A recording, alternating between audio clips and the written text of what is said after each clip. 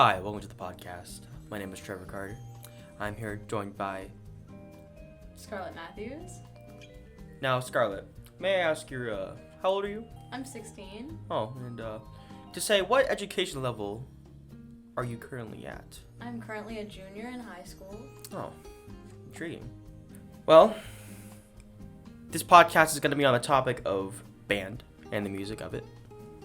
So essentially what we're going to be talking about, let's start us off, is what's the favorite piece you have heard or played? Ooh, that one's a difficult one. I do have to say, for like a solo piece, I will have to go with Kimp's Jig. But for more of a band arrangement, I'm going to go with Celtic Air and Dance. Yeah, those are some very good pieces that you just mentioned. Me personally, I started more around last summer of 2022. I spent a lot of time alone during that summer, and I came to realize that the only real noise I could get was from music, because I could watch stuff, didn't really help. I could go outside, didn't help. So I stuck to listening to more and more band arrangements and pieces. So, but between the two, if you were only able to narrow it down to one. Okay, and I have to say Kimp's Jig. I really like the arrangement and just how it flows with the piano. Well, I could tell that you have a little knack for the more melodic side of music. So from the music that you said, I can probably take away some of the more, I guess, seasons of band that you prefer not to use, such as, marching.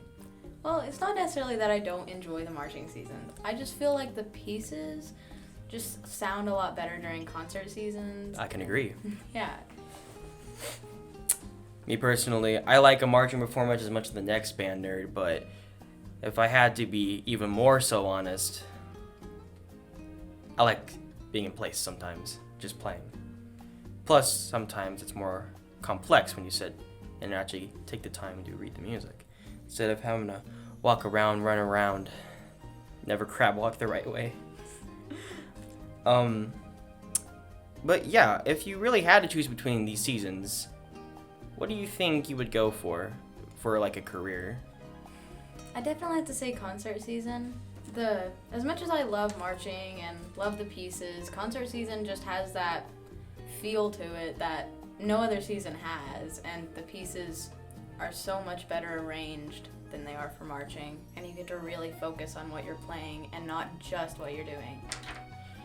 That is a very, very mature, well put answer, because I think a lot of band nerds automatically would just say the ones I like to play because they're band nerds. Anyways, so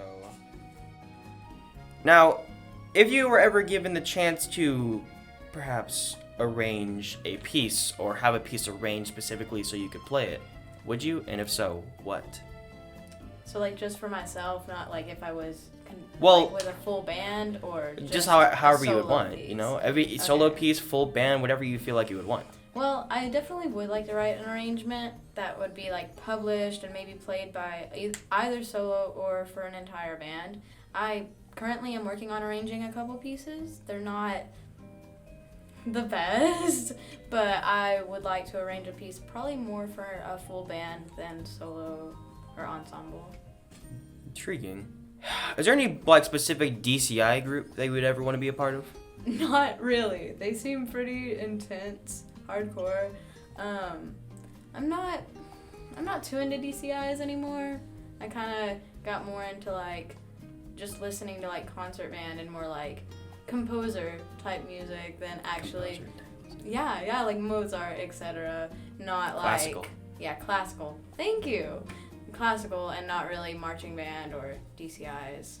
Yeah, I do have to say that DCI, for those of you who don't know what DCI is, DCI stands for in Drum Corps International, which is a wide range of suffering and sadness if you don't have the headstrong will to push past being yelled at constantly 24/7. Anyways, safe to say that you want to approach band in your future as a career. Yeah, I'd say so. I definitely would like to be a band director at a like high school, middle school, elementary school if they have it, and not for like colleges or anything, not actually a conductor, just a band director. But another music career that I wouldn't mind following would be producing. I think that is very fun to do, and like it's cool to listen to everybody and tell them like what they could improve in their songs and such. Yeah, that does sound like a very well put plan. What would you say your favorite instrument is? Since I'm pretty sure you play multiple instruments. What would you say your favorite instrument to play is? This is gonna be very based. I'm so loud. It's gonna be very based. Me personally, as much as I love percussion, and I say that with all my heart, sometimes percussion's the best, honestly. I'm joking. No, it's really hard. Not based at all. Not based at all. It's really hard to define my own favorite instrument. The aspect of, if I were to only hear one instrument, that's cool and all, but that's just a solo. And solos can only take you so far. I mean, what are we? Yeah, no, instruments to me are, I don't really have a favorite.